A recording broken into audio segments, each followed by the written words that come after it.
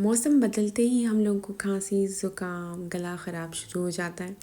तो मैंने सोचा क्यों ना आज मैं आपको अपनी ख़ानदानी रेसिपी बताऊं, जिससे पीने से आपको काफ़ी फ़र्क पड़ेगा। और इसके अलावा खांसी ज़ुकाम के अलावा भी आप अगर वेट लॉस करना चाहते हैं तब भी ये सूप पी सकते हैं। बहुत ही मज़ेदार है। अक्सर बीमारों का खाना बड़ा बदमज़ा सा होता है, लेकिन ये सूप बड़ा ही जायकेदार है, मज़ेदार है और आराम से आप पी सकते हो। शुरू करते हैं रेसिपी को। वेलकम टू पकवान ख़ास। अस्सलाम वालेकुम।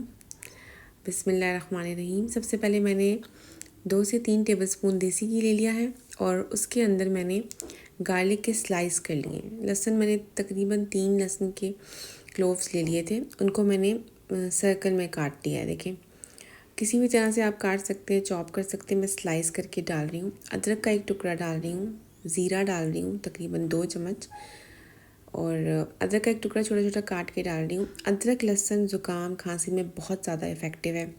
ज़ीरा भी बहुत अच्छी चीज़ है। एक एक चीज़ के अगर मैं आपको फ़ायदे बताऊँगी तो बहुत ज़्यादा लंबी वीडियो हो जाएगी।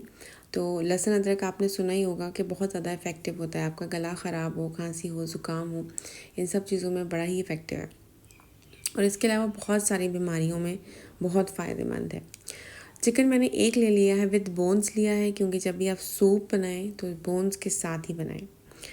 यहाँ पे मैंने तकरीबन 2 टेबलस्पून सौंफ का पाउडर डाला है, ठीक है।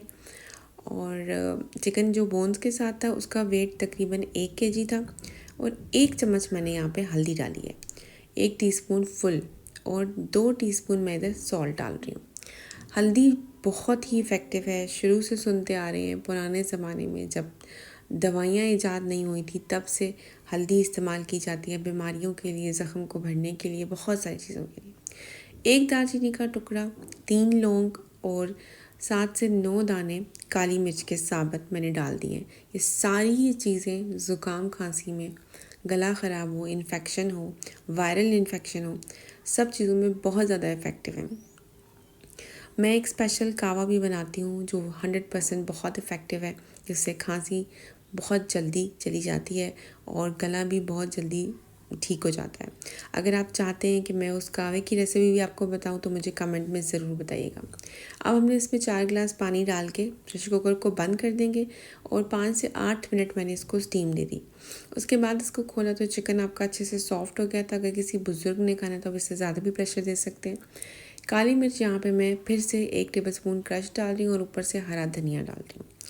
गरम गरम ये सूप आप किसी भी पेशेंट को दे सकते हैं। बहुत मज़े का है, बहुत इफ़ेक्टिव है। आप पी के देखिएगा, बहुत अच्छा बनता है।